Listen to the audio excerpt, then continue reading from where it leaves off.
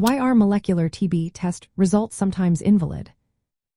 Imagine trying to read a complex map but the ink smudges or the paper tears. That's similar to what happens when molecular tuberculosis tests give invalid results. These tests, like the Xpert MTB-RIF and Truenat, are advanced tools that detect the genetic material of the bacteria causing tuberculosis. They are highly sensitive but depend on many precise steps to work correctly. One common reason for invalid results is poor specimen quality. If the sample, usually sputum, is not collected properly, is contaminated, or is too small, the test might not find the bacteria even if they are present.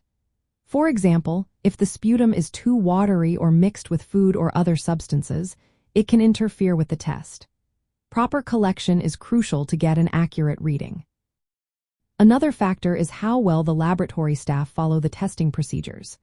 These tests requiring strict adherence to standard operating procedures.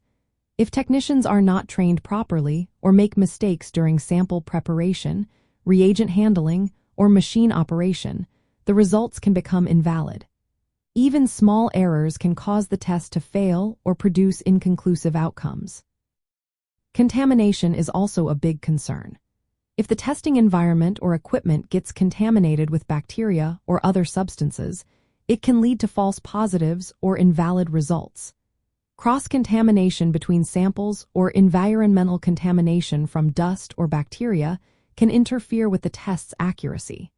That's why laboratories need to maintain a clean, controlled environment.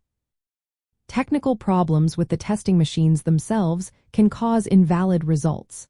Machines that are not properly maintained, have malfunctioning parts, or are used beyond their recommended lifespan may produce errors. Sometimes, delays in fixing equipment issues or storing testing kits improperly can also affect the test's performance. Quality control lapses are another issue. Without regular external checks and supervision, errors can slip through. Laboratories that do not follow quality assurance protocols risk higher rates of invalid results. Consistent monitoring and validation help ensure the reliability of these sophisticated tests. Environmental and logistical challenges, especially in remote or resource-limited areas, can also lead to invalid outcomes.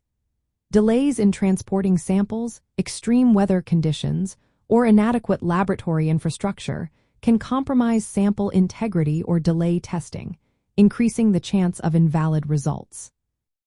When a molecular TB test result comes back invalid, the best step is usually to repeat the test with a new sample.